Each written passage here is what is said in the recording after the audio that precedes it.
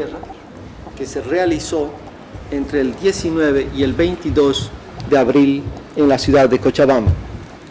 Quiero mencionar que de esta conferencia participaron 35.000 representantes de 140 países.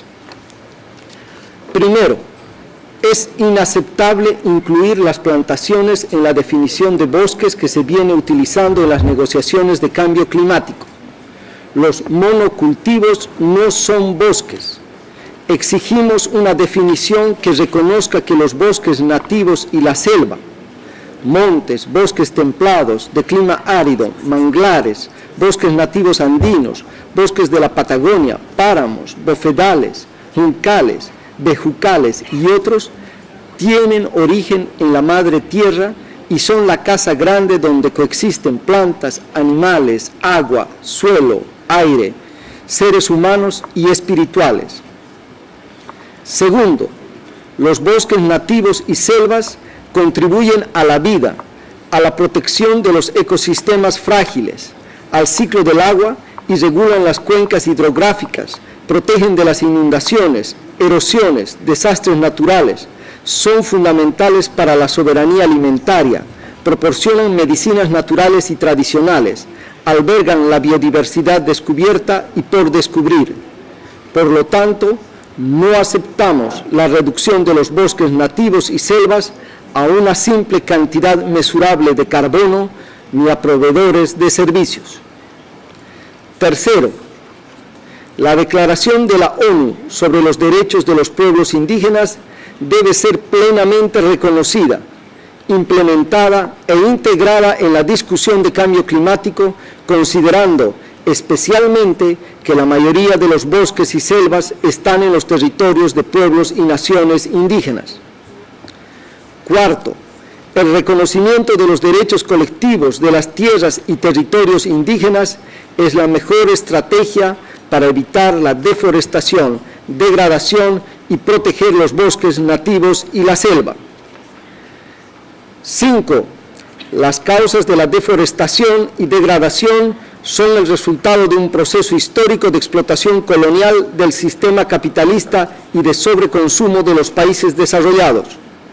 Los programas multilaterales del Banco Mundial, Banco Internacional de Desarrollo, Fondo Monetario Internacional y otras agencias e instituciones multilaterales financieras son también responsables por la deforestación, por desarrollar sin límites las cadenas productivas, el avance de la frontera agrícola industrial y ganadera intensiva y patrones de degradación consumista y capitalista del modelo extractivista a través de la minería, la industria maderera, las camaroneras, los agronegocios y agrocombustibles, las represas e hidroeléctricas, la exploración y explotación de hidrocarburos, construcción de infraestructura, etc. Asimismo, son responsables las transnacionales de farmacéuticos y biogenéticos. Sexto, condenamos los mecanismos de mercado neoliberal como el mecanismo de reducción de emisiones por la deforestación y degradación de bosques y sus versiones más y más, que está violando la soberanía de nuestros pueblos y su derecho al consentimiento libre, previo e informado, así como la soberanía de los estados nacionales, porque este mecanismo está violando los derechos, usos y costumbres de los pueblos y los derechos de la naturaleza. Séptimo, demandamos que los países contaminadores reconozcan su deuda histórica, ecológica y climática y en consecuencia transfieran de manera directa los recursos económicos y tecnológicos para pagar la restauración y mantenimiento de los bosques y selvas en favor de los pueblos, naciones y estructuras orgánicas ancestrales indígenas, originarias y campesinas. Esto deberá ser una compensación directa y adicional, fuera del mercado de carbono, y jamás debe servir para los llamados offsets, a través de los cuales los países desarrollados incumplen sus compromisos de reducción de sus gases de efecto invernadero. Por lo tanto, demandamos a los países, como corresponda, detener las iniciativas locales en bosques y selvas basados en mecanismos de mercado y que proponen resultados inexistentes y condicionados. Octavo, las plantaciones de árbol bajo el mecanismo de desarrollo limpio en el marco del Protocolo de Kioto son una falsa solución que amenaza los bosques y selvas nativas y viola los derechos de los pueblos. Las plantaciones forestales para créditos de carbono, así como para agrocombustibles, son una falsa solución al cambio climático. Noveno, las soluciones deben ser holísticas, respetuosas de la madre tierra y de los derechos de la humanidad. Las propuestas son: los conocimientos ancestrales y las prácticas comunitarias y locales de los pueblos históricamente han contribuido al equilibrio de estos ecosistemas y por lo tanto deben ser incluidos como soluciones para enfrentar la deforestación, degradación y fragmentación de los bosques y selvas al cambio climático.